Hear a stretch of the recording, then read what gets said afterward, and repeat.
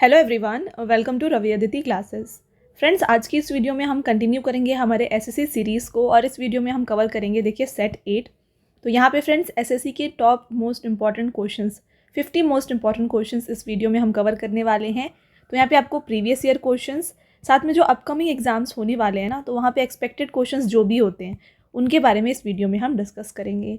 तो फ्रेंड्स यहाँ पे आपको सभी क्वेश्चंस सेलेक्टेड और मोस्ट इंपॉर्टेंट मिलेंगे। अगर आप किसी भी एग्जाम की तैयारी कर रहे हैं ना, चाहे वो एसएससी के सीजीएल हो, सीएचएसएल हो, सीपीओ हो, तो आपके लिए ये वीडियो काफ़ी बेनिफिशियल होने वाला है। फ्रेंड्स पूरे वीडियो के एंड तक बने रहिएगा। चलिए स्टार्ट करते हैं आपके वेरी फर्स्ट क्वेश्चन से। और फ्रेंड्स क्वेश्चन को स्टार्ट करने से पहले मैं बता दूं कि इसके जो पहले के जो 7 सेट हैं, अगर आपने वो देखा नहीं है ना, उनको भी जाके ज़रूर देख लीजिएगा, क्योंकि वहाँ पे भी हमने सारे मोस्ट इंपॉर्टेंट क्वेश्चंस कवर किए हुए हैं। ठीक है, तो वहाँ का कंटिन्यूएशन आपको यहाँ पे मिलेगा, तो उन वीडियोज़ को भी ज़रूर देख लीजिएगा। ठीक है, देखिए आपका पहला क्वेश्चन यहाँ पे आता है, Kapaleeshwar temple in Tamil Nadu is dedicated to which Indian god. तो तमिलनाडु में है कपालेश्वर मंदिर, आपको बताना है ये किस भारतीय देवता से समर्पित है। तो फ्रेंड्स ये जो कपालेश्वर टेम्पल है ये डेडिकेटेड है लॉर्ड शिवा को। तो ऑप्शन नंबर डी जो है यहाँ पे राइट आंसर हो जाएगा। बात करें इस टेम्पल के बारे में, देखिए Kapaleeshwar temple is an ancient Hindu temple dedicated to lord Shiva located in Mylapore Tamil Nadu. तो तमिलनाडु के मायलापुर में लोकेटेड है कपालेश्वर टेम्पल, जो कि डेडिकेटेड है लॉर्ड शिवा को। It has been built around 7th century CE in the Dravidian style of temple architecture. तो यहाँ पे फ्रेंड्स इसको 7th century में बनाया गया था द्रविडियन स्टाइल में। ठीक है, तो यहाँ पे देखिए टेम्पल आर्किटेक्चर 3 टाइप के होते हैं। एक होता है नगरा, ठीक है, नगरा स्टाइल में बनाया जाता है, द्रविडियन होता है, और एक होता है वेसरा। ठीक है, तो ये 3 स्टाइल्स होते हैं टेम्पल आर्किटेक्चर के। तो जो ये द्रविडियन स्टाइल ऑफ आर्किटेक्चर है ये मेजरली साउथ इंडिया में देखा जाता है, और ये जो नगरा है ये मेजरली नॉर्थ इंडिया में देखा जाता है। तो इसके बारे में फ्रेंड्स हम डिटेल में आगे वीडियोज़ में डिस्कस करेंगे। पहले यहाँ पे देखिए और कुछ इंपॉर्टेंट टेम्पल्स की हम बात कर लेते हैं। और ये जो आप देख रहे हैं कपालेश्वर टेम्पल, ये इसकी पिक्चर है। ओके, तो यहाँ पे हम बात करते हैं कुछ और इम्पॉर्टेंट टेम्पल्स की। तो देखिए जैसे कि उत्तराखंड के चमोली में, ठीक है, चमोली उत्तराखंड में लोकेटेड है Badrinath temple. Badrinath temple exam में पूछा जाता है, जो मोस्ट रिपीटेड होते हैं वही मैं आपको यहाँ पे बता रही हूँ। देखिए सन टेम्पल कहाँ पे है, सन टेम्पल है कोणार्क में। ठीक है, नेक्स्ट बात करें बृहदेश्वर टेम्पल का है, वेरी वेरी इंपॉर्टेंट, काफ़ी एग्जाम्स में रिपीट होता है। बृहदेश्वर टेम्पल फ्रेंड्स लोकेटेड है थंजावुर तमिलनाडु में। ठीक है, तमिलनाडु में लोकेटेड है। सोमनाथ टेम्पल कहाँ पे है, सोमनाथ टेम्पल फ्रेंड्स लोकेटेड है गुजरात में। नेक्स्ट देखिए बद्रीनाथ, इसके अलावा केदारनाथ कहाँ पे है, केदारनाथ टेम्पल लोकेटेड है फ्रेंड्स रुद्रप्रयाग में। ठीक है, रुद्रप्रयाग कहाँ पे है, उत्तराखंड। ठीक है, रुद्रप्रयाग उत्तराखंड में ये लोकेटेड है।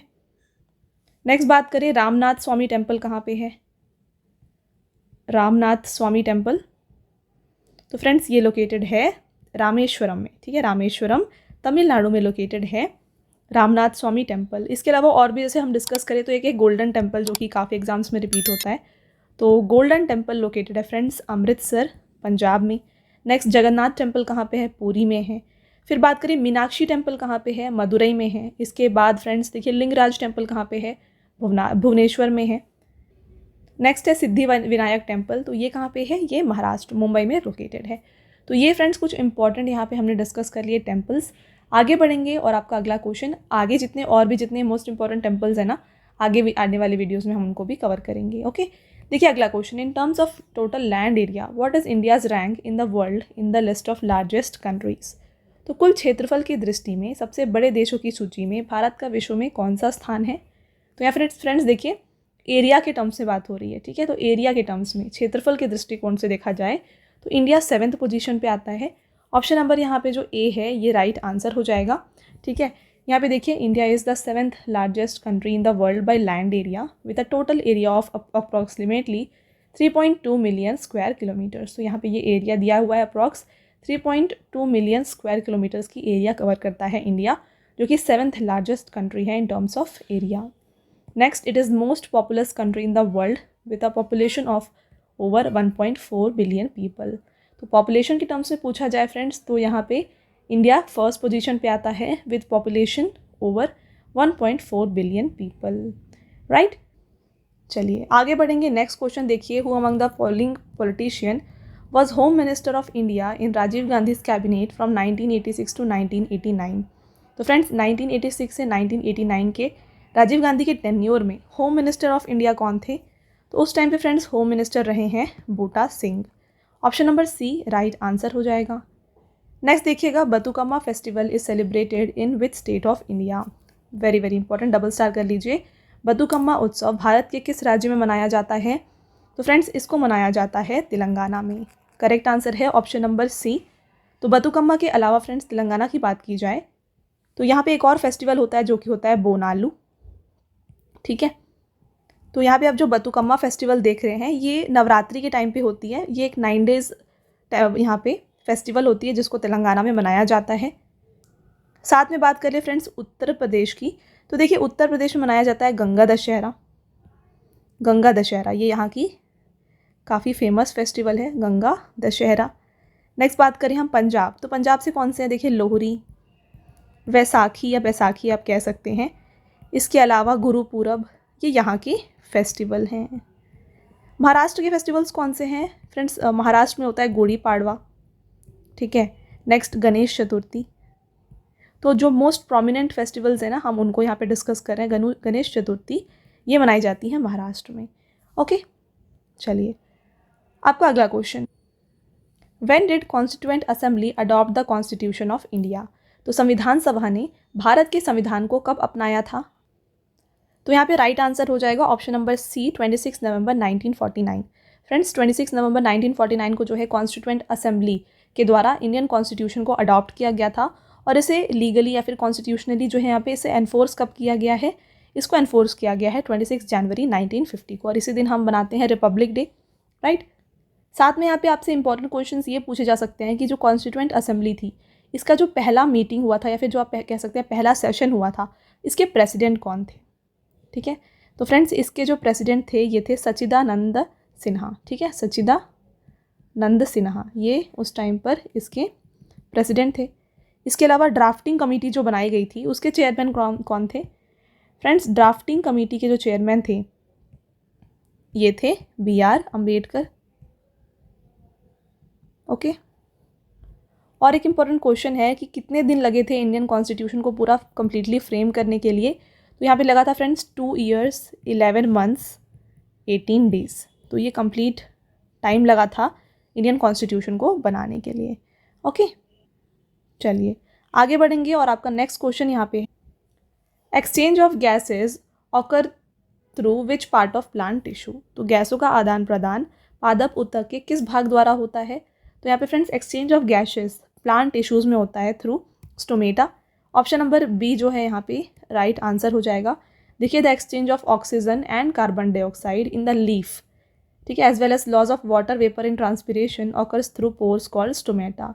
तो यहाँ पे देखिए एक्सचेंज ऑफ गैसेज ऑक्सीजन और कार्बन डाइऑक्साइड का जो एक्सचेंज है ये स्टोमेटा के थ्रू होता है। इसके अलावा एक और प्रोसेस होता है प्लांट्स में जिसे हम कहते हैं ट्रांसपिरेशन। ठीक है, ट्रांसपिरेशन में क्या होता है? वाटर लॉस होता है। ठीक है, और ये प्रोसेस भी किसके थ्रू होता है? ये भी स्टोमेटा, ये टाइनी पोर्स होते हैं जिसके थ्रू जो है ये यहाँ पे ऑकर होता है। तो यहाँ पे आप देख सकते हैं ये स्टोमेटा है। आपका अगला क्वेश्चन देखिए, battle of Karnal in 1739 was fought between Nadir Shah and who among the following? तो यहाँ पे देखिए 1739 में करनाल का युद्ध नादिर शाह और किसके बीच में लड़ा गया था?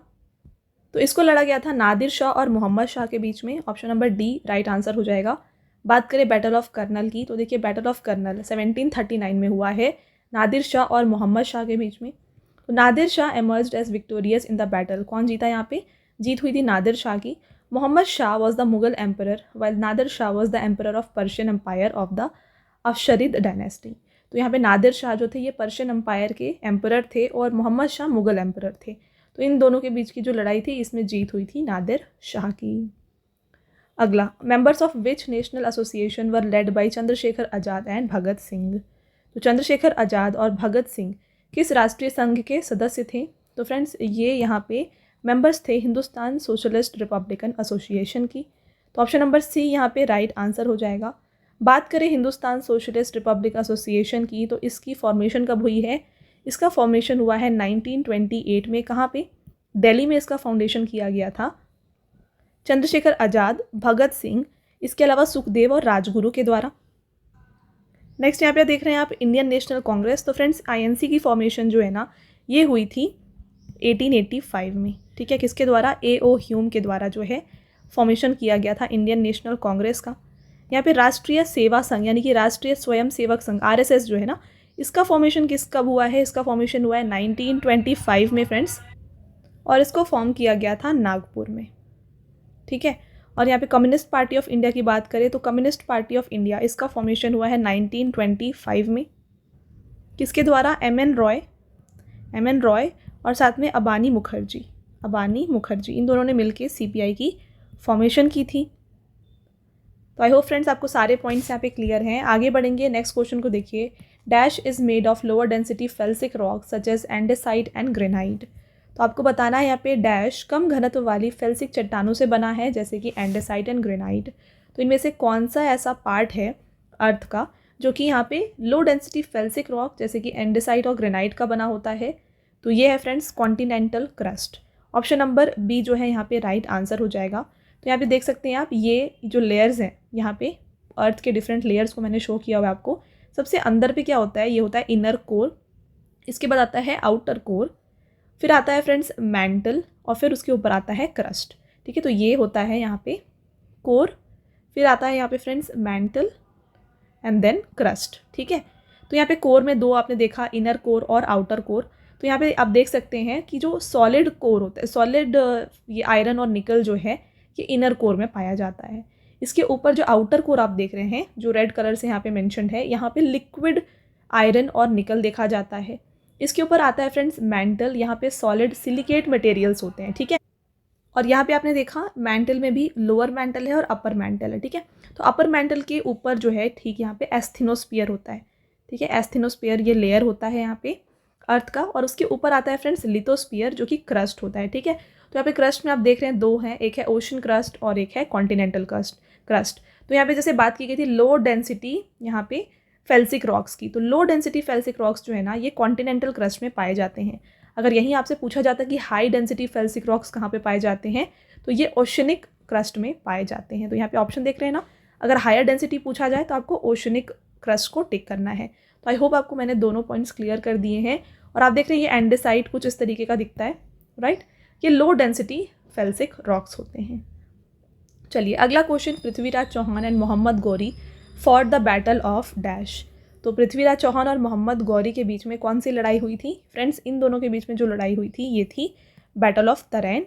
ऑप्शन नंबर सी जो है यहाँ पे राइट आंसर हो जाएगा। तो यहाँ पे दो बैटल ऑफ तराइन हुए थे, ठीक है, फर्स्ट एंड सेकेंड। तो यहाँ पे फर्स्ट बैटल ऑफ तराइन था ये 1191 में हुआ और सेकेंड वाला 1192 में हुआ है, राइट। तो यहाँ पे जो पहला बैटल ऑफ तराइन हुआ है यहाँ पे पृथ्वीराज चौहान की जीत हुई थी। पृथ्वीराज चौहान यहाँ पे जीते थे, और जो 1192 में सेकेंड बैटल ऑफ तराइन हुआ है यहाँ पे मोहम्मद गौरी की जीत हुई थी। ओके, नेक्स्ट देखिए यहाँ पे बात करेंगे हम बैटल ऑफ तालीकोटा। तो बैटल ऑफ तालीकोटा जो है 1565 AD में हुई थी। 1565 AD में इसको यहाँ पे लड़ा गया था, किसके बीच में? दक्कन सुल्तान और विजयनगर एम्पायर के बीच में। और फ्रेंड्स यहाँ पे बैटल ऑफ चंदेरी की बात करें तो ये 1528 में हुआ है मुगल और राजपूत्स के बीच में। बैटल ऑफ चौसा कब हुआ है? ये 1539 में हुआ है हुमायूं और शेरशाह सूरी के बीच में। किसके बीच में? हुमायूं एंड शेरशाह सूरी, ठीक है। तो ये तीनों आप यहाँ पे याद रखें। आगे बढ़ेंगे और आपको यहाँ पे next question, in which of the following sport is shake hand grip used. तो इनमें से आपको बताना है किस खेल में शेक हैंड ग्रिप का प्रयोग होता है। तो फ्रेंड्स शेक हैंड ग्रिप ये जो वर्ड है ना ये यूज़ की जाती है टेबल टेनिस में। तो ऑप्शन नंबर बी जो है यहाँ पे राइट आंसर हो जाएगा। यहाँ पे बात करें अदर स्पोर्ट्स जो आप यहाँ पे देख रहे हैं उनके बारे में, तो देखिए बैडमिंटन में कौन कौन से वर्ड्स यूज़ होते हैं। यहाँ पे एक वर्ड यूज़ होता है सर्विस कोर्ट। प्रीवियस अगर आपने सेट देखा है वहाँ पे मैंने आपको ये बताया था कि सर्विस कोर्ट इसमें यूज़ होता है। सर्विस कोर्ट के अलावा यहाँ पे लव एक यूज़ होता है, नेट यूज़ होता है, फोर हैंड एक यूज़ होता है, हिट, ड्रॉप, स्मैश, फिर बात करें बैक हैंड। तो ये सारे वर्ड्स जो है ना बैडमिंटन में इस्तेमाल किए जाते हैं। नेक्स्ट बात करेंगे स्क्वॉश। तो फ्रेंड्स यहाँ पे स्क्वॉश में जो वर्ड्स यूज़ होते हैं वो है टिन, ठीक है। यहाँ पे टिन यूज़ होता है, ड्रॉप यूज़ होता है, ठीक है। इसके अलावा वॉली, तो ये सारे वर्ड्स हैं जो स्क्वैश में यूज़ होते हैं। नेक्स्ट बात करें क्रिकेट, क्रिकेट में काफ़ी सारे हैं, तो यहाँ पे पिच, इसके अलावा स्लैग ओवर, ग्लोब्स, फिर हम बात करें leg before wicket, leg before wicket यानी कि LBW। नेक्स्ट बात करें शॉर्ट रन, तो ये सारे वर्ड्स फ्रेंड्स क्रिकेट में यूज़ किए जाते हैं। ठीक है फ्रेंड्स, आपका अगला question, who among the following has been the longest serving female chief minister of any Indian state. तो निम्नलिखित में से कौन किसी भी भारतीय राज्य की सबसे लंबे समय तक सेवा करने वाली मुख्यमंत्री रही हैं, महिला मुख्यमंत्री रही हैं। तो इसका करेक्ट आंसर हो जाएगा ऑप्शन नंबर सी, जयललिता। ठीक है, ये longest serving female chief minister रही हैं किसी भी एक इंडियन स्टेट की। तो ऑप्शन नंबर सी फ्रेंड्स यहाँ पे राइट आंसर हो जाएगा। देखिए, अगर आपसे यहाँ पे यूनियन टेरिटरी पूछा जाए तब इसका आंसर शीला दीक्षित होगा। ठीक है, इन्होंने जो है यहाँ पे 15 ईयर्स 25 डेज टेन्यूर में रह के CM के तौर पे यहाँ पे सर्व किया है। कहाँ का? दिल्ली की। ठीक है, ये दिल्ली की CM थी 15 ईयर्स तक। तो अगर आपसे यहाँ पे यूनियन टेरिटरी पूछा जा रहा है तब आपको शीला दीक्षित टिक करना है, बट क्योंकि यहाँ पे एनी इंडियन स्टेट बोला गया है तो जयललिता यहाँ पे राइट आंसर है, जिन्होंने सर्व किया है 14 ईयर्स 124 डेज। कहाँ की CM थी? ये तमिलनाडु स्टेट की CM थी, जिन्होंने 14 ईयर्स यहाँ पे सर्व किया है। नेक्स्ट आप यहाँ पे देख रहे हैं सुचेता कृपालिनी। ये कौन है फ्रेंड्स? सुचेता कृपालिनी यूपी की, उत्तर प्रदेश की चीफ मिनिस्टर रही थी और ये पहली वुमेन चीफ मिनिस्टर रही हैं इंडिया की। वेरी वेरी इंपॉर्टेंट, ये भी पूछा जाता है एग्जाम में। First women CM of any Indian state कौन रही हैं? ये रही हैं सुचेता कृपालिनी। नेक्स्ट बात करें सैयदा अनवारा तैमूर। तो फ्रेंड्स इनकी बात करें तो ये असम की चीफ मिनिस्टर रह चुकी हैं, राइट। और ये जो है पहली मुस्लिम वुमेन चीफ मिनिस्टर थी, first Muslim women CM of India ये रही हैं फ्रेंड्स सैयदा अनवारा तैमूर। अगला question, in which of the following countries was the first hockey association formed. निम्नलिखित में से किस देश में प्रथम हॉकी संघ का गठन किया गया था? तो फ्रेंड्स फर्स्ट हॉकी एसोसिएशन को फॉर्म किया गया था UK में। ऑप्शन नंबर डी यहाँ पे राइट आंसर हो जाएगा। कब फॉर्म किया गया था? 1876 में इसका फॉर्मेशन हुआ था। और वहीं बात की जाए, हम बात करेंगे यहाँ पे इंटरनेशनल हॉकी फेडरेशन की। तो देखिए, हॉकी को पूरे वर्ल्ड वाइड जो रेगुलेट करने की बॉडी है वो है इंटरनेशनल हॉकी फेडरेशन। इसको स्टैब्लिश कब किया गया? इसको स्टैब्लिश किया गया 7 जनवरी 1924 को। कहाँ पर? पेरिस में इसको स्टैब्लिश किया गया था। हेडक्वार्टर इसका कहाँ पे है? हेडक्वार्टर फ्रेंड्स लोजाने स्विट्ज़रलैंड में इसका हेडक्वार्टर है और इसके फ़िलहाल में चेयरमैन हैं तैयाब इकराम, राइट। और इंडिया ने पहले कभी से ज्वाइन किया था? तो फ्रेंड्स इंडिया पहला एशियन कंट्री बना था, first Asian country to join FIH। ये कौन था? ये हमारा इंडिया था। कब ज्वाइन किया था इसने? 1928 में इसने इसे ज्वाइन किया था। और यहाँ पे अगर पूछा जाए कि पहली यूरोपियन कंट्री कौन सी थी जो इसने ज्वाइन की थी इसे, तो पहली यूरोपियन कंट्री थी फ्रेंड्स स्पेन, जिसने इसे ज्वाइन किया था। Next question, who has the power to recommend the dismissal of the state government and suspension और dissolution of the state assembly. तो राज्य सरकार को बर्खास्त करने और राज्य विधानसभा के निलंबन या भंग करने की सिफारिश करने की शक्ति किसके पास होती है? तो ये पावर होती है फ्रेंड्स गवर्नर के पास। तो ऑप्शन नंबर बी यहाँ पे राइट आंसर हो जाएगा। तो जिस तरीके से जो सेंट्रल यूनियन है ना, वहाँ पर जो सारे पावर्स होते हैं वो होते हैं प्रेसिडेंट के पास, उसी तरीके से एक स्टेट में अगर आपसे पूछा जाए ये डिसमिसल का पावर जो है ये गवर्नर के पास होता है, राइट। और यहाँ पे हम बात करेंगे फ्रेंड्स गवर्नर के बारे में। तो यहाँ पे हर स्टेट का एक गवर्नर होगा, ये बताया गया है आर्टिकल 153 में, ठीक है। और साथ में बात कर लेते हैं प्राइम मिनिस्टर के बारे में। तो प्राइम मिनिस्टर जो होते हैं फ्रेंड्स ये हेड ऑफ द गवर्नमेंट होते हैं और साथ में ये हेड होते हैं काउंसिल ऑफ मिनिस्टर्स की। स्पीकर ऑफ लेजिस्लेटिव असेंबली की बात करें तो फ्रेंड्स ये हेड होते हैं लेजिस्लेटिव असेंबली के और असेंबली सेक्रेटेरिएट के, और ये प्रेसाइडिंग ऑफिसर भी होते हैं। नेक्स्ट चीफ मिनिस्टर कौन होते हैं? ये पॉलिटिकल हेड होते हैं किसी स्टेट के। और चीफ मिनिस्टर को ओथ कौन दिलवाता है? चीफ मिनिस्टर को ओथ दिलवाते हैं फ्रेंड्स गवर्नर, ठीक है। और प्राइम मिनिस्टर को ओथ कौन दिलवाते हैं? प्रेसिडेंट यहाँ पे ओथ दिलवाते हैं। अगला question, which of the following is not abiotic. तो निम्नलिखित में से कौन सा अजैविक नहीं है? आपको बताना है कौन सा एबायोटिक नहीं है। तो फ्रेंड्स यहाँ पे देखिए, विंड एबायोटिक है, रेनफॉल एबायोटिक है, सॉइल ये भी एबायोटिक है, बट जो प्लांट है ये एक बायोटिक कंपोनेंट है। तो ऑप्शन नंबर सी यहाँ पे राइट आंसर हो जाएगा। देखिए, बायोटिक और एबायोटिक में डिफरेंस क्या होता है? बायोटिक कहते हैं हम लिविंग थिंग्स को, और एबायोटिक जो होता है ये नॉन लिविंग थिंग्स को कहा जाता है। तो यहाँ पे बायोटिक के अंदर आते हैं डिफरेंट एग्जाम्पल्स, आप देख सकते हैं organic matter, living things, oysters, blue crabs, जू प्लैंकटन, जेलीफिश, फाइटोप्लैंक्टन।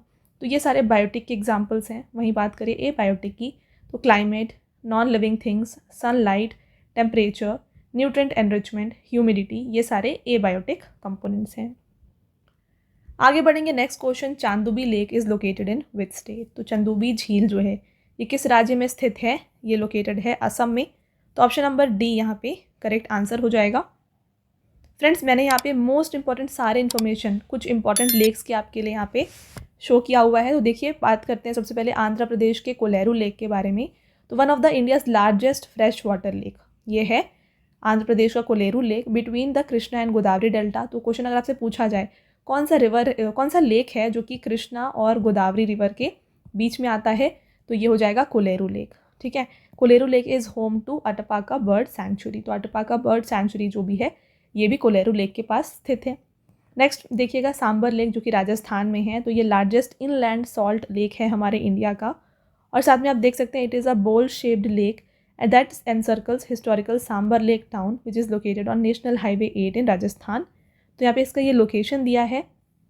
यहाँ पे आपको ध्यान रखना है कि लार्जेस्ट इनलैंड सॉल्ट लेक हमारे इंडिया में जो है ये राजस्थान का सांबर लेक है। नेक्स्ट देखिए राजस्थान का पुष्कर लेक। तो ये भी पुष्कर में लोकेटेड है अजमेर डिस्ट्रिक्ट में, और ये एक सीक्रेट लेक माना जाता है राजस्थान का। नेक्स्ट देखिए बुलार लेक जो कि जम्मू कश्मीर में है। ये इंडिया का लार्जेस्ट फ्रेश वाटर लेक है। देखिए फ्रेंड्स आपको 2 पॉइंट्स यहाँ पे मिल गए। लार्जेस्ट इनलैंड सॉल्ट लेक कौन सा है? ये राजस्थान का सांबर लेक है। और इंडिया का लार्जेस्ट फ्रेश वाटर लेक जो है ये बुलार लेक है जो कि जम्मू कश्मीर में है। अगला आएगा यहाँ पे आंध्र प्रदेश का पुलिकट लेक। देखिए जो कि second largest brackish water lagoon lake है, और ये कहाँ पे है? ये श्रीहरिकोटा के पास है। नेक्स्ट आता है लोकतक लेक जो कि मणिपुर में है। ये नॉर्थ ईस्ट इंडिया का लार्जेस्ट फ्रेश वाटर लेक है। और इसके अलावा फ्रेंड्स ये जो केबुल लामजो नेशनल पार्क है जो कि वर्ल्ड का ओनली फ्लोटिंग नेशनल पार्क है, ये उसके ऊपर यानी कि लोकतक लेक के ऊपर ही लोकेटेड है। नेक्स्ट केरला का आता है सस्तमकोटा लेक जो कि केरला का लार्जेस्ट फ्रेश वाटर लेक है। केरला का यहाँ पे आता है फ्रेंड्स वेम्बनाड लेक। तो वेम्बनाड लेक फ्रेंड्स इंडिया का लॉन्गेस्ट और लार्जेस्ट लेक है, और ये लार्जेस्ट लेक है हमारे केरला का भी। तो ये यहाँ पे हो गए कुछ इंपॉर्टेंट पॉइंट्स। नेक्स्ट बात करेंगे उड़ीसा के चिलिका लेक के बारे में। तो चिलिका लेक जो है ये एक ब्रैकिश वाटर लैगून लेक है, ध्यान रखिएगा, और ये इंडिया का लार्जेस्ट कोस्टल लैगून या फिर वर्ल्ड का सेकेंड लार्जेस्ट लैगून लेक है। जम्मू कश्मीर में है फ्रेंड्स डल लेक। डल लेक की बात करें तो इसे jewel in the crown of Kashmir या फिर श्रीनगर ज्वेल के नाम से भी जाना जाता है। साथ में इसके बगल में जो है ना एशिया का लार्जेस्ट ट्यूलिप गार्डन मौजूद है। साथ में यहाँ पे डल लेक के पास और भी क्या है, मुगल गार्डन है, शालीमार बाग है, निशात बाग है। ओके, तो ये कुछ इंपॉर्टेंट पॉइंट्स। यहाँ पे देखिए एक और इम्पॉर्टेंट पॉइंट्स फ्रेंड्स, एग्ज़ाम में लास्ट ईयर CGL के 23 वाले एग्ज़ाम में पूछा गया था कि मुगल गार्डन्स जो है ये किसके द्वारा कंस्ट्रक्ट करवाया गया, किसके द्वारा बनवाया गया है। तो अगर आपको पता है तो कमेंट करके आंसर ज़रूर बताएं। ये क्वेश्चन लास्ट ईयर CGL में आया हुआ था। ठीक है, चलिए आगे बढ़ेंगे। The Congress is in reality a civil war without arms, the above statement was made by. तो यहाँ पे क्या बोला जा रहा है? कांग्रेस वास्तव में बिना हथियारों का एक गृह युद्ध है। इस कथन को किसके द्वारा बोला गया था? तो फ्रेंड्स ये जो आप देख रहे हैं स्टेटमेंट ये दी गई थी सर सैयद अहमद खान के द्वारा। Next question, the term grey revolution is related to which of the following. तो ग्रे रेवोल्यूशन ये वर्ड किससे एसोसिएटेड है? ये एसोसिएटेड है फर्टिलाइजर से। तो ऑप्शन नंबर सी यहाँ पे राइट आंसर हो जाएगा। यहाँ पे देखिए डिफरेंट एग्रीकल्चर रेवोल्यूशन के बारे में मैंने आपके लिए कंप्लीट लिस्ट प्रोवाइड की हुई है। ब्लैक रेवोल्यूशन जो है ये पेट्रोलियम के लिए होती है, blue revolution fish, brown revolution leather, golden revolution fruit या हनी के लिए, ग्रीन रेवोल्यूशन फूड ग्रेन्स के लिए होती है, ग्रे रेवोल्यूशन फर्टिलाइज़र के लिए, pink revolution onion, red revolution meat या टोमेटो, सिल्वर रेवोल्यूशन किसके लिए होती है? एग या पाउल्ट्री के लिए होती है, white revolution milk and dairy, yellow revolution oil seed, और एवरग्रीन रेवोल्यूशन जो है ये ओवरऑल डेवलपमेंट के लिए की गई थी। Next, what is the chemical symbol of magnesium. तो मैग्नीशियम का रासायनिक प्रतीक क्या है? तो यहाँ पे देखिए केमिकल सिंबल ऑफ मैग्नीशियम जो है ये है friends Mg। Option number D यहाँ पे राइट आंसर हो जाएगा। यहाँ पे ये आपके लिए काफ़ी ट्रिकी क्वेश्चन है, देखिए क्यों। एक और कंपोनेंट होता है जो कि होता है मैंगनीज, ठीक है, मैंगनीज, और एक ये है मैग्नीशियम। तो दोनों अलग हैं। मैंगनीज Mn होता है इसका सिंबल, और मैग्नीशियम का जो सिंबल है ये Mg होता है। तो इन दोनों में आपको कंफ्यूज नहीं होना है। देखिए ऑप्शन में Mn भी है, तो अगर आप इसे टिक करते हैं तो आपका आंसर गलत हो जाएगा। मैग्नीशियम का जो सिंबल है ये Mg होता है। इसका एटॉमिक नंबर कितना है? ये है 12।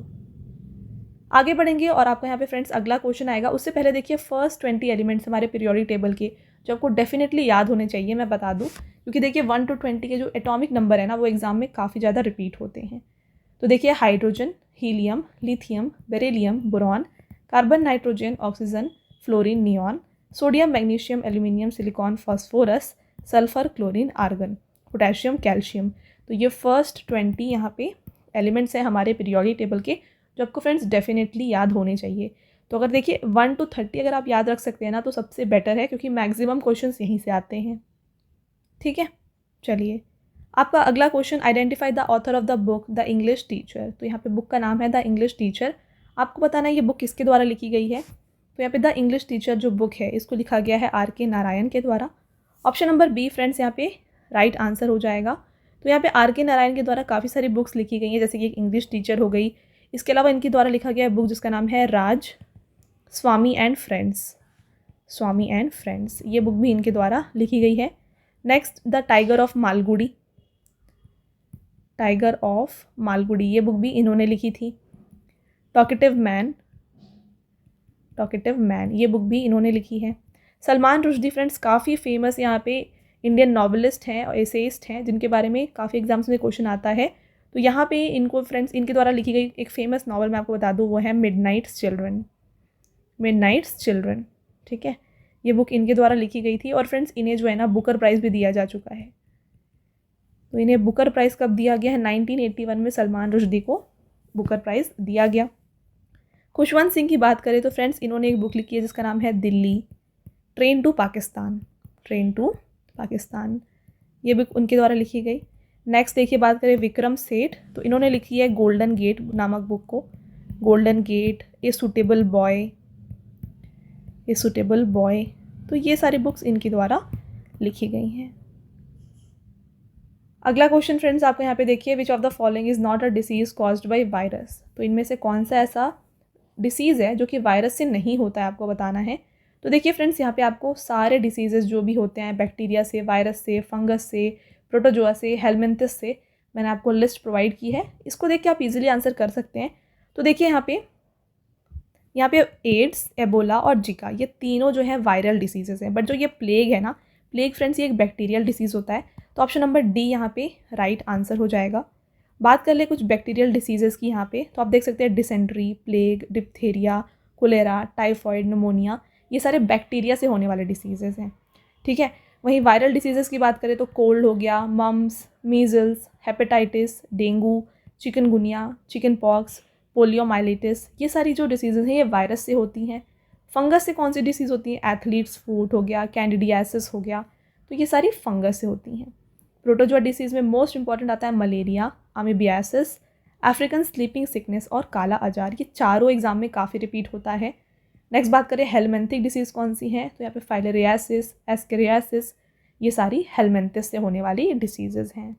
राइट, और यहाँ पे बात करें जिका वायरस की, तो ये जो जिका है फ्रेंड्स ये एक मस्कीटो बॉर्न डिसीज़ है, मस्कीटो से होता है, मस्कीटो बॉर्न डिसीज़ है जो कि वायरस से होता है। और इसके अलावा यहाँ पे कौन सा मस्कीटो रिस्पॉन्सिबल है, तो यहाँ पे देखिए एडिस मस्कीटो, एडिस मस्कीटो से ये होता है। जिस तरीके से हमने पढ़ा है कि जो मलेरिया है ये फीमेल एनाफिलस मस्कीटो से होता है, राइट, तो जिका जो है ये एडिस मस्कीटो की वजह से होता है। एड्स की बात करें तो फ्रेंड्स एड्स का फुल फॉर्म क्या है, ये है acquired immune deficiency syndrome. Full form भी एग्जाम में पूछा जाता है, ये इसका फुल फॉर्म है, किस वजह से होता है, ये HIV वायरस से होता है। अब HIV का फुल फॉर्म क्या है, ये है ह्यूमन इम्यून डिफिशियंसी वायरस। तो इस वायरस से जो है यहाँ पे एड्स होता है। अब बात कर लें हम एबोला की, तो फ्रेंड्स ये भी एक इन्फेक्शियस डिसीज़ है जो कि यहाँ पे वायरस से होता है, बट जो प्लेग है ये एक बैक्टीरियल डिसीज़ है। फ्रेंड्स आगे बढ़ने से पहले मैं आपको बताना चाहती हूँ हमारे पेड PDF के वेबसाइट के बारे में। ये है www.ravibookspdf.com। यहाँ पर आपको रवि सर की GK एंड करंट अफेयर्स की जो PDFs है ना, हिंदी एंड इंग्लिश मीडियम दोनों में मिल जाएंगी। देखिए रिसेंटली आपके लिए लास्ट 6 मंथ्स का करंट अफेयर्स, जहाँ पे आपको जैन टू जून के सारे इंपॉर्टेंट क्वेश्चंस मिल जाएंगे ये, और साथ में मंथली करंट अफेयर्स जून का लॉन्च किया गया है। आपको 550+ MCQ एंड 1 लाइनर क्वेश्चन यहाँ पे देखने को मिलेंगे, वो भी टॉपिक वाइज। तो इनमें से अगर आपको कोई भी ई बुक परचेज़ करना है फ्रेंड्स, आप हमारे वेबसाइट के थ्रू जाके इन्हें परचेज़ कर सकते हैं। यहाँ पे आपको ईयरली PDF भी मिल जाएगा, जो कि आपके अपकमिंग जो CGL एग्ज़ाम है उसके लिए काफ़ी बेनिफिशियल हो जाएगा, क्योंकि फ्रेंड्स 2023 का जो करंट अफेयर्स है ये CGL में पूछा जाएगा। ओके, तो आप हमारे वेबसाइट के थ्रू जाके इन PDFs को परचेज़ कर सकते हैं। चलिए आगे बढ़ते हैं और आपका अगला क्वेश्चन देखिएगा। Which of the following cities is closest to the location of Pushkar fair. तो पुष्कर फेयर यहाँ पे कहाँ पे होता है आपको बताना है। तो फ्रेंड्स पुष्कर फेयर जो है ना ये होता है अजमेर के पास में। राइट आंसर हो जाएगा ऑप्शन नंबर डी। ठीक है, अजमेर से 11 किलोमीटर दूर यहाँ पे एक फेमस पिलग्रिमेज साइट है जहाँ पे पुष्कर फेयर को ऑर्गेनाइज किया जाता है। नेक्स्ट बात करें अमरावती। तो फ्रेंड्स अमरावती महाराष्ट्र में एक जगह है, डिस्ट्रिक्ट है। तो यहाँ पे एक फेस्टिवल होता है या फिर आप कह सकते हैं फेयर होता है, मेला होता है, जिसका नाम है बहिराम फेयर, जो कि अमरावती में होता है। अहमदाबाद में कौन सा होता है। तो फ्रेंड्स अहमदाबाद की कोई मेजर ऐसे फेयर नहीं है, बट यहाँ पे हम बात करें तो एग्ज़ाम में जो यहाँ से क्वेश्चन पूछा जाता है वो ये पूछा जा सकता है कि इंडिया में मैनचेस्टर सिटी, ठीक है, मैनचेस्टर सिटी ऑफ इंडिया, ये किस सिटी को कहा जाता है। ये क्वेश्चन ज़्यादातर अहमदाबाद से पूछा जाता है। प्रयागराज की बात करें फ्रेंड्स तो यहाँ पे होता है कुंभ मेला, जो कि काफ़ी फेमस है। कुंभ मेला इसको हर 12 साल में कंडक्ट किया जाता है, तो ये आपको यहाँ पे ध्यान रखना है। चलिए आगे बढ़ेंगे। Which acid is found in curd. तो दही में कौन सा अम्ल पाया जाता है। फ्रेंड्स कर्ड में पाया जाता है इनमें से। राइट आंसर हो जाएगा option number D, lactic acid. तो यहाँ पे सिट्रिक एसिड किस में पाया जाता है, ये लेमन में पाया जाता है। फॉर्मिक एसिड जो है एंट या फिर जो बी बाइट होता है उसमें पाया जाता है। मैलिक एसिड की बात करें तो ये एप्पल में पाया जाता है। ठीक है, इसके अलावा और भी बात करें तो टोमेटो का काफ़ी इंपॉर्टेंट है, टोमेटो में पाया जाता है oxalic acid.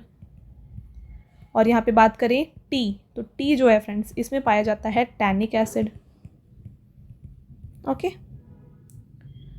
Next question, identify the state in which you will find highest peak of the Deccan plateau. तो उस राज्य का नाम पहचानना है आपको जिसमें आपको जो है जो डेक्कन प्लेट्यू है इसकी सबसे ऊंची चोटी मिलेगी। तो फ्रेंड्स ये पाया जाता है केरला में। राइट आंसर यहाँ पे ऑप्शन नंबर सी हो जाएगा। और highest peak of Deccan plateau कौन सी है, ये है अनायमुड़ी, और अनायमुड़ी आती है केरला में। नेक्स्ट बात करेंगे तमिलनाडु से फ्रेंड्स। तो तमिलनाडु जो है यहाँ पे पाया जाता है नीलगिरी माउंटेन। तो नीलगिरी माउंटेन का जो हाईएस्ट पीक है वो कौन सा है, यह है दोदा बेटा। ठीक है, दोदा बेटा जो कि यहाँ की हाईएस्ट पीक हो गई।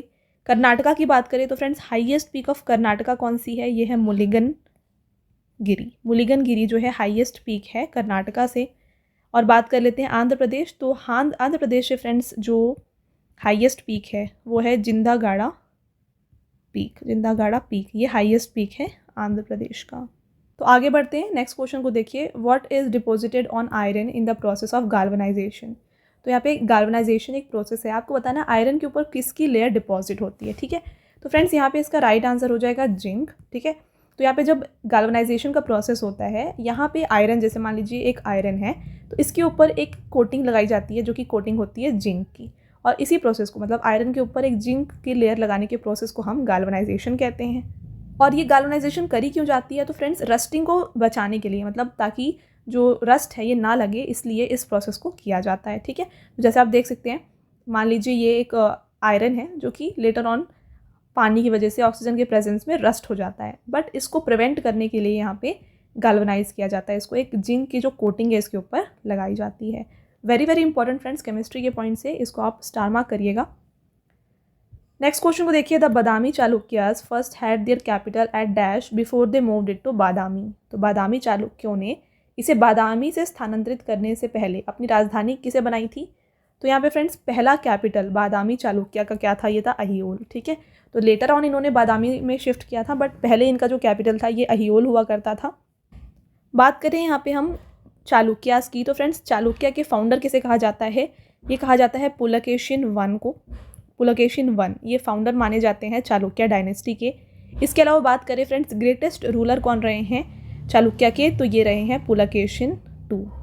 साथ में एक और इम्पॉर्टेंट पॉइंट फ्रेंड्स, दंती दुर्ग कौन है। तो हमने प्रीवियस वाले सीरीज़ में भी आपके साथ डिस्कस किया था फ्रेंड्स, दंती दुर्ग को कहा जाता है founder of Rashtrakuta dynasty. Founder of Rashtrakuta dynasty अगर आपसे पूछा जा रहा है तो ये है दंती दुर्ग।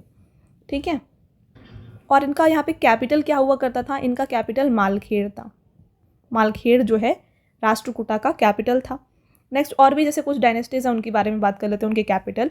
तो जैसे देखिए चालुक्य हमने डिस्कस कर लिया, बादामी इनका कैपिटल था, बट उससे पहले जो है अहियोल था। नेक्स्ट बात करें हम चोला डायनेस्टी, तो चोला की यहाँ पे त्रिची जो थी ये कैपिटल हुआ करती थी। नेक्स्ट पाला डायनेस्टी, तो पाला डायनेस्टी की मुंगेर कैपिटल थी। और जो गुर्जर प्रतिहार डायनेस्टी थी, गुर्जर प्रतिहार डायनेस्टी, इसकी कैपिटल कन्नौज हुआ करती थी। ठीक है, क्या, कन्नौज। तो आई होप आपको ये सब क्लियर है। चलिए आगे बढ़ेंगे। Next question, where is Bandipur national park located. तो बांदीपुर राष्ट्रीय उद्यान कहाँ पर स्थित है, ये लोकेटेड है कर्नाटका में। ऑप्शन नंबर सी यहाँ पे राइट आंसर हो जाएगा। फ्रेंड्स बात करें यहाँ पे और भी जो कर्नाटका से यहाँ पे नेशनल पार्क हैं उनके बारे में, तो देखिए यहाँ पे आता है एक अंशी नेशनल पार्क, फिर Bannerghatta national park, Bannerghatta national park, इसके अलावा बांदीपुर जो अभी हम डिस्कस कर रहे हैं। फिर आता है friends Kudremukh national park, Kudremukh national park, और एक है नागरहोल नेशनल पार्क। तो ये सारे कर्नाटका के नेशनल पार्क्स हो गए। नेक्स्ट बात कर लेते हैं फ्रेंड्स गुजरात की। तो देखिए गुजरात से जो है यहाँ पे है वांसा, वांसा नेशनल पार्क, फिर आता है ब्लैकबक नेशनल पार्क, फिर गिर national park very famous, marine national park. Okay, तो ये हो गए गुजरात से। नेक्स्ट बात करेंगे सिक्किम की। तो सिक्किम से देख लीजिए, सिक्किम से आता है तो यहाँ पे है फ्रेंड्स कंचनजंगा नेशनल पार्क। ठीक है, कंचनजंगा नेशनल पार्क ये है सिक्किम में। नेक्स्ट बात कर लेते हैं यहाँ पे केरला की। केरला में काफ़ी सारे हैं, देखिए एक है Anamudi, Eravikulam national park, Eravikulam national park. Next Periyar national park, silent valley national park. Okay, तो ये यहाँ पे कुछ नेशनल पार्क्स हैं केरला से। Next, which of the following destroys the ozone layer. तो इनमें से कौन सा जो आपको बताना है जो ओजोन लेयर को डिस्ट्रॉय करता है। तो फ्रेंड्स ओजोन लेयर को डिस्ट्रॉय करता है क्लोरीन। तो ऑप्शन नंबर बी यहाँ पे राइट आंसर हो जाएगा। तो जैसे आपने देखिए पढ़ा होगा फ्रेंड्स, ओजोन लेयर को डिस्ट्रॉय करता है CFC, जिसका फुल फॉर्म है क्लोरोफ्लोरोकार्बन। ठीक है, तो ये जो क्लोरोफ्लोरोकार्बन है फ्रेंड्स, ये रिएक्ट करता है O3 के साथ। ठीक है, यानी कि ओजोन का जो यहाँ पे केमिकल फॉर्मूला है ये O3 होता है। इसके साथ ये रिएक्ट करके क्या करता है, इसको O2 बना देता है और O, यानी कि O3 को ये स्प्लिट कर देता है ऑक्सीजन और O के फॉर्म में। तो इस तरीके से ओजोन जो है ब्रेक हो गया। तो यहाँ पे जो मेन कॉम्पोनेंट होता है क्लोरोफ्लोरोकार्बन का, ये क्लोरीन होता है। राइट आंसर यहाँ पे ऑप्शन नंबर बी हो जाएगा। इसके साथ फ्रेंड्स यहाँ पे बात करें कि इनमें से कौन सी ऐसी प्रोटोकॉल है जिसको यहाँ पे डिज़ाइन किया गया था to protect ozone layer from CFCs। तो ये थी फ्रेंड्स मॉन्ट्रियल प्रोटोकॉल। ठीक है, मॉन्ट्रियल प्रोटोकॉल, इसको बनाया गया था, डिज़ाइन किया गया था to protect the ozone layer from chlorofluorocarbon.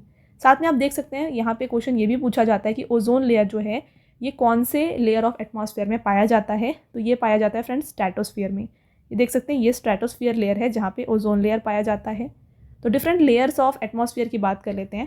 पहले आता है ट्रोपोस्फियर, फिर स्ट्रेटोस्फियर, देन मीसोस्फियर, फिर आता है थर्मोस्फियर और फिर आता है फ्रेंड्स एक्सोस्फियर। ठीक है, तो यहाँ पे जो ओजोन लेयर है ये मेजरली पाया जाता है स्ट्रेटोस्फियर में। अगला, विच of the following metal is most reactive metal. निम्नलिखित में से कौन सी धातु सबसे ज़्यादा प्रतिक्रियाशील धातु है। तो मोस्ट रिएक्टिव यहाँ पे आपसे मेटल पूछा जा रहा है, तो ये है फ्रेंड्स यहाँ पे calcium. Option number B right answer हो जाएगा। देखिए calcium is the most reactive metal amongst these.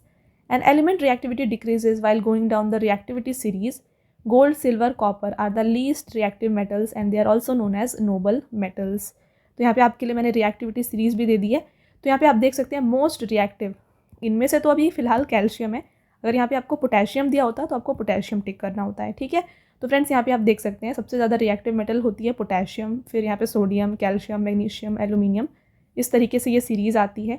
और अगर आपसे पूछा जाए कि लीस्ट रिएक्टिव मेटल कौन सी होती है, तो ये होती है गोल्ड, सिल्वर एंड कॉपर। तो इन तीनों को जो है ना नोबल मेटल्स के नाम से भी जाना जाता है क्योंकि ये लीस्ट रिएक्टिव होती हैं। ठीक है, अगला, world global recycling day is observed on. तो वर्ल्ड ग्लोबल रिसाइकलिंग डे मनाया जाता है मार्च 18 को। करेक्ट आंसर हो जाएगा ऑप्शन नंबर सी। देखिए global recycling day was established in, कब, 2018 में इसको स्टैब्लिश किया गया है। किसके द्वारा, ग्लोबल रिसाइकलिंग फाउंडेशन के द्वारा, जो एक नॉन प्रॉफिट ऑर्गेनाइजेशन है जो एम करता है to promote importance of recycling and support sustainable development. और इस डे को जो है रिकॉग्नाइज़ किया गया फ्रेंड्स यूनाइटेड नेशंस के द्वारा, और इसको हर साल जो है 18 मार्च को वर्ल्ड वाइड सेलिब्रेट किया जाता है। अब बात आई है यूनाइटेड नेशन, तो उसके बारे में देख लीजिए। स्टैब्लिश किया गया 24 अक्टूबर 1945 को। यहाँ पे मेंबर कंट्रीज टोटल कितनी है, 195 हैं। जनरल सेक्रेटरी यहाँ पे एंटोनियो गटर्स हैं, और यहाँ पे permanent representative of India to UN कौन है, ये है अरिंदम बागची। अगला, who among the following is the author of the book a passage to England. तो यहाँ पे एक बुक है जिसका नाम है ए पैसेज टू इंग्लैंड। आपको बताना है इस बुक को किसके द्वारा लिखा गया है। इस बुक को लिखा गया है फ्रेंड्स नीराद सी चौधरी के द्वारा। तो ऑप्शन नंबर डी जो है करेक्ट आंसर हो जाएगा। आगे बढ़ेंगे, Hari Prasad Chaurasia is associated with which instrument.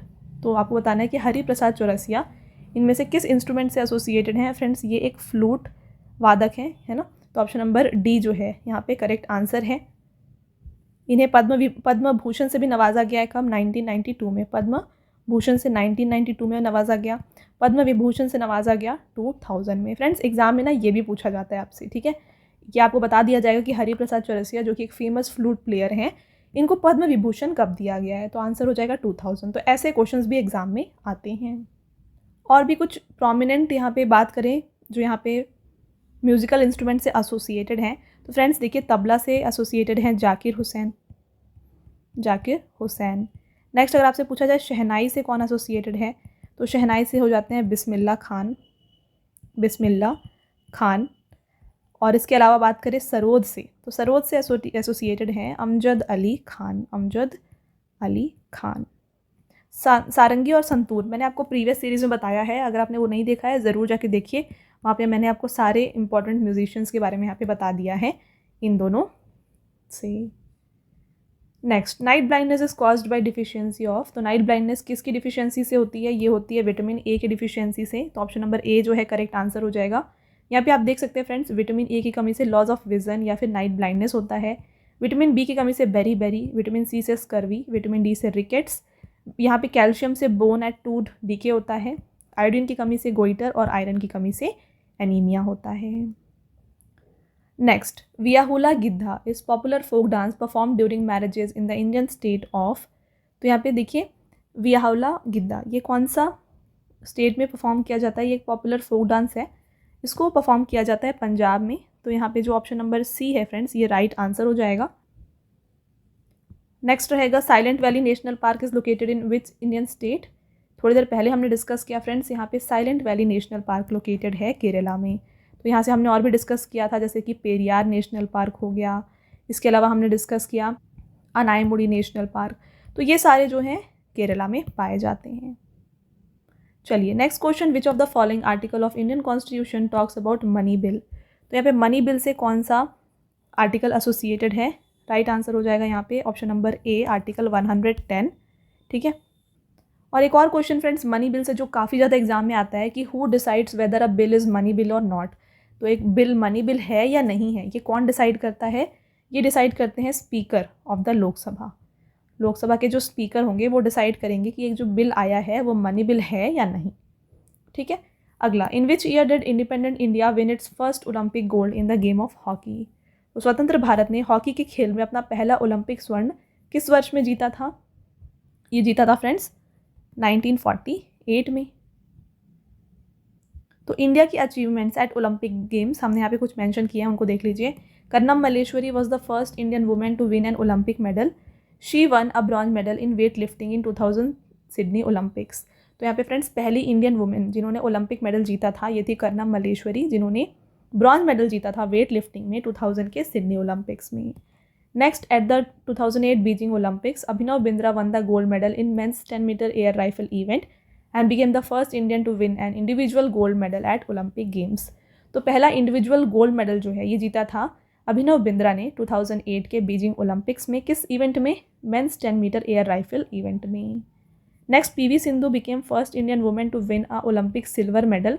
She won at the 2016 Rio Olympics in badminton.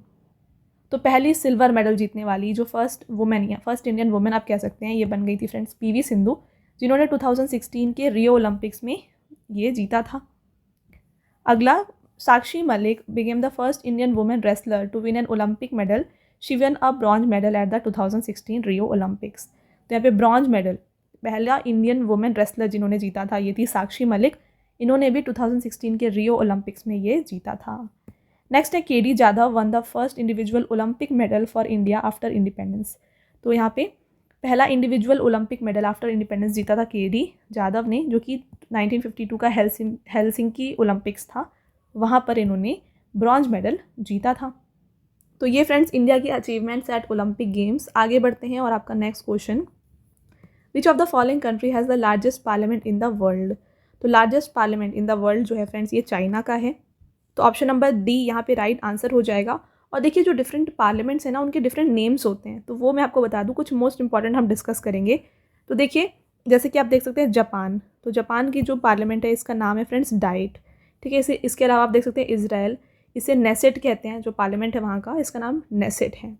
Iraq national assembly, फिर कुवैत का नेशनल असेंबली है, फिर ओमन आप देख सकते हैं मोनार्की, बहरीन का कंसल्टेटिव काउंसिल, उज़्बेकिस्तान का ओली मजलिस।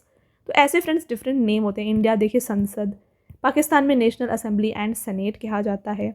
और एक और मोस्ट इंपॉर्टेंट आपके लिए है फ्रेंड्स नॉर्वे, ठीक है, नॉर्वे। तो नॉर्वे की जो पार्लियामेंट है इसका नाम है स्टॉर्टिंग। तो आपको जो मेन याद रखना है वो एक नॉर्वे का याद रखना है, जापान का याद रखना है, फिर आप देखिए मलेशिया का मजलिस होता है। तो इस तरीके से डिफरेंट पार्लियामेंट नेम्स हैं डिफरेंट कंट्रीज़ के। अगला विच of the following is a vestigial organ. तो इनमें से आपको बताना है कौन सा एक वेस्टिजियल ऑर्गन है, मतलब उसका कोई काम नहीं होता हमारे बॉडी में। तो फ्रेंड्स ऐसा ऑर्गन है friends appendix. Correct answer option number D हो जाएगा। यहाँ पे जो आप देख रहे हैं ये सारे जो हैं यहाँ पे आप कह सकते हैं वेस्टिजियल ऑर्गन्स हैं, जैसे कि ईयर मजल्स हो गए, टॉन्सिल्स, थाइमस, इसके अलावा pineal gland, wisdom teeth, nipple, appendix, coccyx. तो ये सारे जो होते हैं वेस्टिजियल ऑर्गन होते हैं, इनका कोई काम नहीं होता है बॉडी में। तो यहाँ पे जैसे देखिए ऑप्शन में यहाँ पे अपेंडिक्स दिया है, अगर और कोई सा दिया हो तो आप इनमें से टिक कर लीजिएगा, ठीक है। Next question, from which language our national anthem Jana Gana मन हैज़ बीन अडॉप्टेड। तो हमारा जो राष्ट्रगान है जन गण मन है ये किस भाषा से लिया गया है। तो फ्रेंड्स इसको जो है ओरिजिनली कंपोज किया गया था बंगाली में, फिर लेटर ऑन इसे जो है यहाँ पे हिंदी वर्जन को अडॉप्ट किया गया था कॉन्स्टिट्यूएंट असेंबली के द्वारा 24 जैन 1950 को। अगला article 21A of Indian constitution provides right to. तो यहाँ पे जो आर्टिकल है हमारा 21A ये बात करता है राइट टू एजुकेशन के बारे में। Option number C right answer है। टोटल फंडामेंटल राइट्स हमारे पास कितने हैं, ये हैं फ्रेंड्स 6। देखिए राइट टू इक्वालिटी, फिर आता है राइट टू फ्रीडम, नेक्स्ट है राइट अगेंस्ट एक्सप्लॉयटेशन, फिर है right to freedom of religion,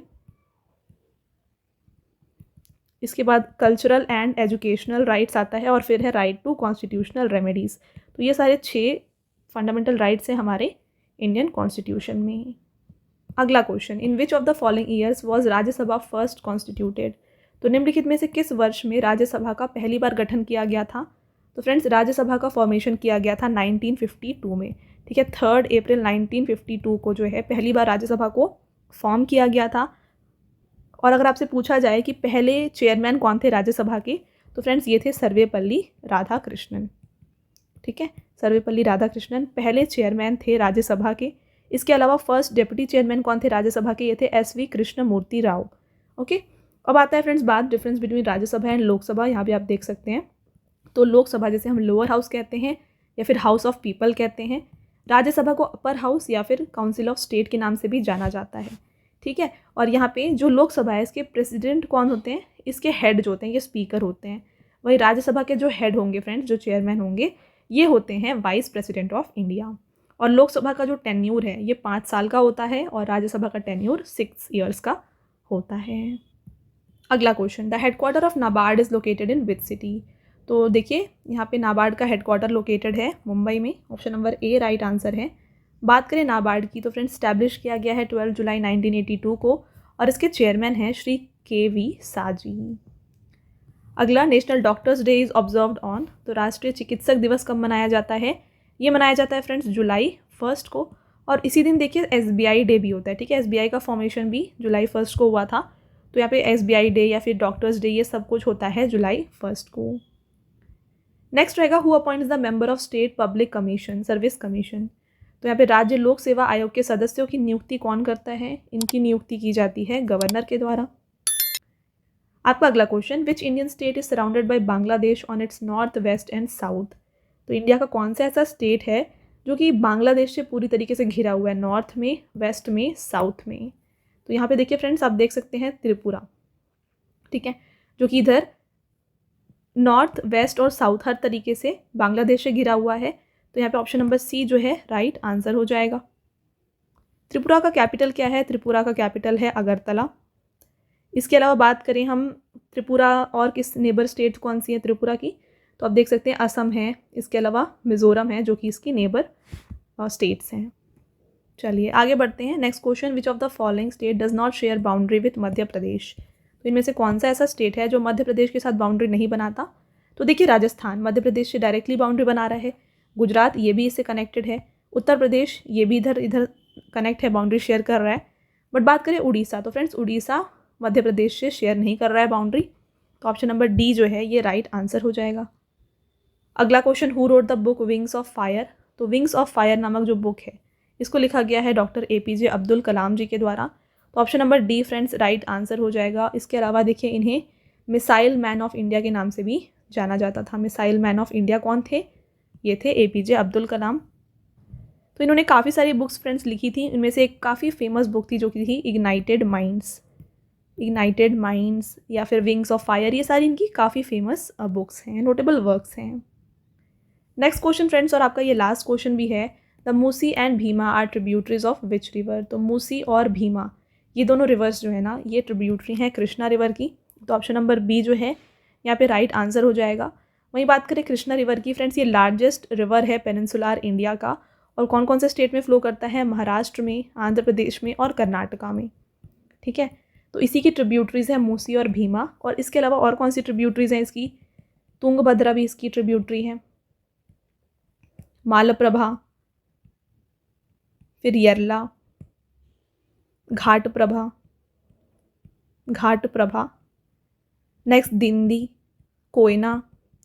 तो ये सारे इसकी ट्रिब्यूटरीज हैं। एक और है दूध गंगा। तो कृष्णा रिवर की ये सारे जो है फ्रेंड्स ट्रिब्यूटरीज हैं, और मूसी और भीमा भी इसी की ट्रिब्यूटरीज हैं। तो आई होप आपको ये पॉइंट भी क्लियर है। तो फ्रेंड्स ये हो गया आपके टॉप 50 मोस्ट इंपॉर्टेंट क्वेश्चन। अब आता है आपका टेस्ट क्वेश्चन जिसका आंसर आपको हमें कमेंट करके बताना है। तो यहाँ पे आपका पहला क्वेश्चन है, who has the power to recommend the dismissal of state government and suspension और डिसोल्यूशन ऑफ स्टेट असेंबली। तो राज्य सरकार को बर्खास्त करने और राज्य विधानसभा के निलंबन या भंग करने की सिफारिश करने की शक्ति किसके पास होती है? ये आपका क्वेश्चन हो गया। इसके अलावा एक और आपका टेस्ट क्वेश्चन है, the Musi and Bhima are tributaries of the river. तो मूसी और भीमा ये दोनों किस नदी की सहायक नदी हैं? तो ये दोनों फ्रेंड्स आपके टेस्ट क्वेश्चन हैं, आंसर आपको हमें कमेंट करके बताना है। साथ में फ्रेंड्स पेड PDF की वेबसाइट के बारे में मैंने आपको ऑलरेडी बताया, ये है www.ravibookspdf.com। यहाँ पर आपको रवि सर की GK एंड करंट अफेयर्स की जो PDFs हैं हिंदी एंड इंग्लिश मीडियम दोनों में मिल जाएंगी। तो फ्रेंड्स रिसेंटली आपके लिए यहाँ पे जैन टू जून का जो लास्ट 6 मंथ का करंट अफेयर्स का PDF है ये लॉन्च किया गया है। इसके अलावा आपको मंथली PDF भी मिल जाएगा जहाँ पे आपको 550+ one liner and MCQ questions मिल जाएंगे जून मंथ्स के। साथ में फ्रेंड्स ईयरली PDF भी आपके लिए यहाँ पे अवेलेबल है। तो इनमें से कोई भी ई-बुक अगर आप परचेज़ करना चाहते हैं, आप हमारे वेबसाइट में जाके इस बुक्स को परचेज़ कर सकते हैं। ओके, चलिए तो फ्रेंड्स ये था हमारा आज का लास्ट स्लाइड। आई होप आपको ये वीडियो पसंद आया होगा। वीडियो अगर आपको पसंद आया है तो वीडियो को लाइक और अपने फ्रेंड्स के साथ शेयर ज़रूर करिएगा, और ये वीडियो आपको कैसी लगी हमें कमेंट करके ज़रूर बताएं। मिलते हैं एक और इम्पॉर्टेंट टॉपिक के साथ नेक्स्ट वीडियो में। तब तक के लिए thank you and have a nice day.